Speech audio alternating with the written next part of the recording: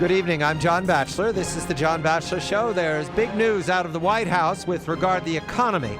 There's big news out of the Federal Reserve and Lord God Almighty Dollar Ben Bernanke with regard to the economy. The economy is the story of this midterm election. It is the story of the Tea Party. The economy moves all forces forward or in every direction. Joining me, my co-host this evening, Larry Kudlow, who is the economy at CNBC's Kudlow and Company, also The Call in the Morning, and his own radio show, Kudlow Radio on WABC. Larry, good evening to you. Good evening, John. Larry Summers is gone, Larry. He's gone. Did you know that yesterday afternoon after the president's conversation on CNBC? Well, I felt so for a while, and I thought the president basically opened the door for that pretty wide yesterday when he was on our so-called town hall. So, yes, I don't think anybody's very surprised. Look, I think that it raises a lot of issues.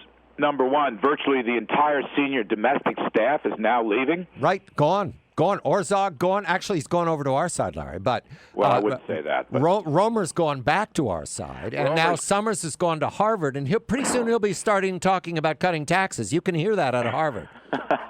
Well, we'll see. We'll see about that. So now the speculation is, who's going to replace him? It's a very big job. And it's interesting. I had Senator Judd Gregg and Congressman Paul Ryan on tonight. We talked a little bit about this, and they both warned that Obama might go left. In other words, they regard Summers as a centrist, right, and they both warned that Obama might actually go left with his replacement appointment.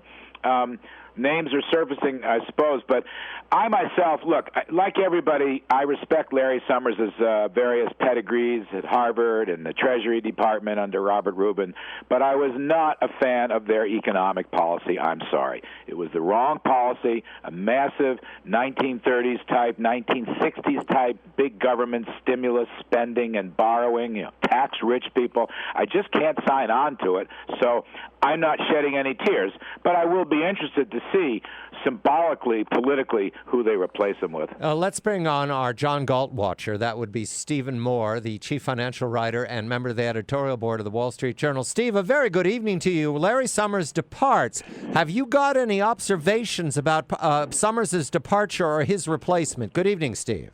Well, I flinch when I think that Obama could possibly go left over the crew that he's had, because these are the people who gave us Obamacare and the failed trillion-dollar stimulus bill and cash for clunkers and one program after another that's failed to create jobs. I think the rats are, leaving the ship right now. I think Obama needs, I've said this many times on Kudlow and Company and on your show, Obama needs to bring in somebody who knows how to run a business, somebody who knows how to meet a payroll, and that's what I'd look for in somebody to run his economic shop. Well, let me give you some names, both of you at the same time, because these are from Reuters and AP. These are not special inside stuff. My first name is Mr. Parsons, the chairman of Citigroup, mentioned as very close and well connected to the White House, especially Valerie Jarrett. How do you like Parsons going in there, Larry? Gee whiz, gosh. He's not a guy with very clear economic views. He's a sort of masterful bureaucrat, maybe ever so slightly Republican right of center, but very much an establishment figure. He's not a boat rocker. And, that kind of appointment would tell me nothing is really changing. Nothing is really changing. The business community is not going to jump for joy. Maybe they try to put the best face on it. I don't know. Dick Parsons has been around a long time, and he's a fine man, don't get me wrong. But I wouldn't read a lot into that in terms of changing Obamonomics. Now I'm going to upset Steve. Hey, Steve, how do you like Jared Bernstein, the advisor to the vice president, going in on that job? Well, Jared and I used to spar all the time on Larry's show. You remember that, Larry? I sure do. I appreciate. I respect Jared, but I think he's completely wrong on economics. He's a doctrinaire, leftist when it comes to government spending and taxes, and so he would be, in my opinion, a disastrous, choice. Well, look, Obama needs somebody who can stand up to him in the White House and tell him when his ideas are stupid, and tell, somebody who can say no to this president. Nobody can do that in this White House right now. I do think the problem really starts at the top. I heard President Obama, was it yesterday, Larry, when he reiterated saying we got to raise all these taxes on rich people. Absolutely. I mean, it's just income redistribution. The other name out there, and Steve's right about this income redistribution, class warfare. The other name out there that I've heard from some Wall Street people, take what it's worth, is Mark Zandi, who was something of a Republican economist, I suppose, but basically has been in favor of the stimulus plans. Although Zandi has said that he doesn't think any tax hikes would work right now. So that is actually a slight. He sort of has the Peter Orszag position. Yes, we'll raise taxes on rich people later, but let's not raise them now. So I've heard his name. Let me use another name. Ann Mulcahy of Xerox is said to have had a dinner with Valerie Jarrett. Valerie Jarrett's very critical here. She shows up in many reports for critical decision-making because Larry and I have talked about this, Steve. I believe that Valerie Jarrett is headed to be chief of staff once they clear up some real estate problems in Chicago. And Valerie Jarrett, dining with Ann Mulcahy, points to the business appointment that many have called for. Does that satisfy you, Steve? I don't know anything about him, so I can't comment. But again, somebody who has been a CEO, I think would be, regardless of their ideology, I think would be an improvement over the crew that they've had. What you got to do is put Fred Smith in there. There you Straighten go. that. The guy will take no flack from anybody. See, that's the thing. Somebody's got to say to the president, "You are wrong. Right. This is the wrong direction." And that's what this entire election is about.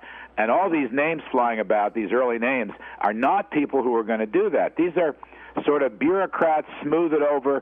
You know, it's like coming back to Dick Parsons. I don't know Mulcahy, so I can't say about her. But a guy like Dick Parsons, he's a real smoothie, okay? He's a good man at lunches and dinners, and he'll help sort of try to market outreach to the business community, but he's not going to make the changes in policies. That's never been his forte. Well, Larry and Steve, how could he do worse than the team that just left? Isn't that the 8% unemployment and everything will be 3.5% growth by 2010? They called it, and they called it so wrong that the next guy's got an easy layup here to do better. Yeah, but I think these guys, were doing the president's bidding. I really think he believes in this economic orthodoxy of divide the pie, don't grow the pie. If Barack Obama is going to save his presidency, he has to do what Bill Clinton did. He has to move to the middle, become much more open to tax cuts and spending reductions. And whoever can get that accomplished, I'm in favor of, because for the good of this country, we need a radical change in economic policy right now. See, Larry, the guy who's out there and is going to play a very big role after this election tsunami is Erskine Bowles, who was a great chief of staff under Bill Clinton, a pro-business Democrat who knows how to cut spending and will make a deal. See, this is what you need, a totally different player in there. And Bowles is going to come out of this fiscal deficit commission. He's a guy who wants to keep spending to 20% of GDP, so that can't be all bad. And he probably does want to raise taxes someplace down the line, but we'll wait and see about that. There is an election tsunami coming, and I don't think this White House sort of screwing around with these, middle-of-the-road guys get this, that they are going to have to deal with some unbelievable free market radicalism and government spending cuts and tax reformers and anti-regulators that's coming in. I don't think they get it. I watched Obama yesterday in our CNBC town hall. He doesn't get it. He's still fencing around like nothing's going to happen to change anything. Quickly, Steve. Steve, do we get a tax deal before the election, or is it going to wait on election results? Yeah, I don't think it is going to happen before the election. I think the Democrats, I said this on Larry's show a couple days ago, they're going to go into this election with an agenda basically that says raise taxes on everybody, which is the biggest loser of all. And I just think they haven't been able to get their act together, and it's going to be a sign to the voters of the incompetence of Nancy Pelosi, who's had 6 years to deal with this problem of these expiring tax cuts, and she couldn't get it together. I'm waiting for the Tea Party wing of the Democratic Party. You wait, it's coming. It's coming. All right. Larry, Steve Moore, the chief financial writer for the Wall Street Journal, member of the editorial board. Larry Summers is gone, and Larry Kudlow will stay with me of CNBC's Kudlow and Company. I'm John Batchelor.